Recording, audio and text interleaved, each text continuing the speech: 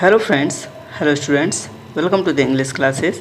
ये class 10th के English के फर्स्ट फ्लाइट बुक का ये पोएम नंबर फर्स्ट है, dust of snow by Robert Frost. इसका आज हम लोग लॉन्ग आंसर टाइप क्वेश्चंस करने वाले हैं विथ एक्सप्लेनेशन। इसके पहले मैंने इसका शॉर्ट आंसर टाइप क्वेश्चंस और स्टेंजा फॉर कम्प्रिहेंशन मैंने ऑलरेडी करा दिया है। यदि उसको आपने नहीं देखा है तो इस चैनल के प्लेलिस्ट में जाके आप उसे देख सकते हैं और इस वीडियो के आई बटन में भी उसका लिंक आपको मिल जाएगा। तो आइए बिना देर के हम इसे स्टार्ट करते हैं विथ एक्सप्लेनेशन। इसमें फर्स्ट नंबर क्वेश्चन है, poets have a great power of imagination. Robert Frost also explained his imagination very well and proves that sometimes the bad symbols change into a boon. यानी कवियों में कल्पना करने की महान शक्ति होती है।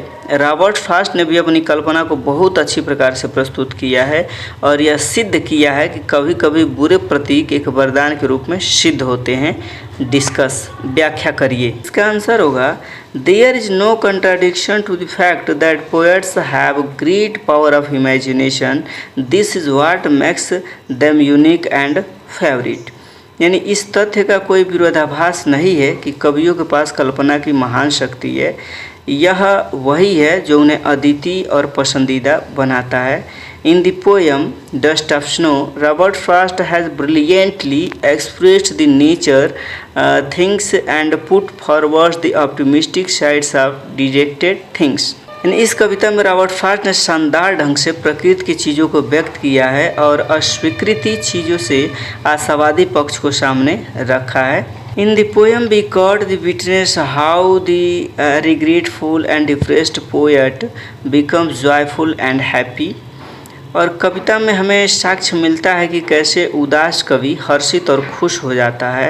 Earlier he was in a hopeless mood and regretting that the whole day has been wasted, but when the crow shook off the dust of snow from the hemlock tree it falls on the poet which changed his dejected mood and saved the day from being spoiled. यानी पहले वह निराशाजनक mood में था और पछतावा कर रहा था कि पूरा दिन बर्बाद हो गया है, लेकिन जब कौवा हेमॉक के पेड़ से बर्फ़ की धूल को हिलाता है तो वह कवि पर गिर जाती है और जो उसके खराब मनोदशा को बदल देती है और दिन को खराब होने से बचाता है। Here the poet uses crow and hammock tree which are considered inauspicious to demonstrate how the dejected and inauspicious things can be helpful as good ones. यानी यहाँ कवि कौवे और हैमॉक पेड़ का उपयोग करते हैं जिन्हें अशुभ माना जाता है, यह प्रदर्शित करने के लिए कि कैसे अस्वीकृति और अशुभ चीज़ें उतनी ही सहायक हो सकती हैं जितनी की अच्छी। सेकेंड नंबर क्वेश्चन है, simple moment proves to be very significant and saves rest of the day of the poet from being wasted. यानी साधारण क्षण कई बार महत्वपूर्ण सिद्ध हो जाते हैं और कवि का अधिकांश दिन को व्यर्थ होने से बचाते हैं। Explain on the basis of the poem dust of snow. यानी प्रस्तुत कविता के आधार पर व्याख्या करें। तो इसका आंसर होगा, in the poem dust of snow the poet wants to convey that sometimes simple moment और एक्शंस हैव लार्जर सिग्निफिकेंस. यानी कविता डस्ट ऑफ स्नो में कवि यह बताना चाहता है कि कभी कभी सरल क्षणों का कार्यों का बड़ा महत्व होता है।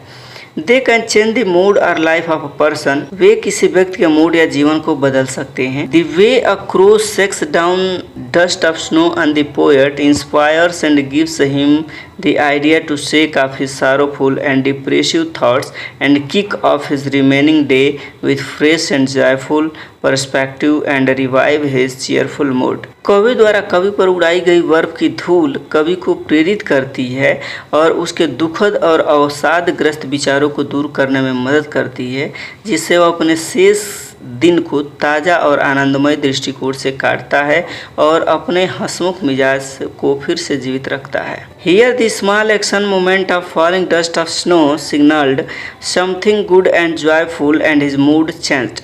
यहाँ बर्फ की धूल गिरने की छोटी क्रिया क्षण ने कुछ अच्छा और हर्षित होने का संकेत दिया है और उसकी मनोदशा बदल दी है। तो आई होप ये वीडियो आपको पसंद आई होगी। यदि पसंद आई होगी तो अपने फ्रेंड सर्कल में अपने क्लासमेट के साथ ज़रूर शेयर कीजिएगा। Thank you, thanks for watching.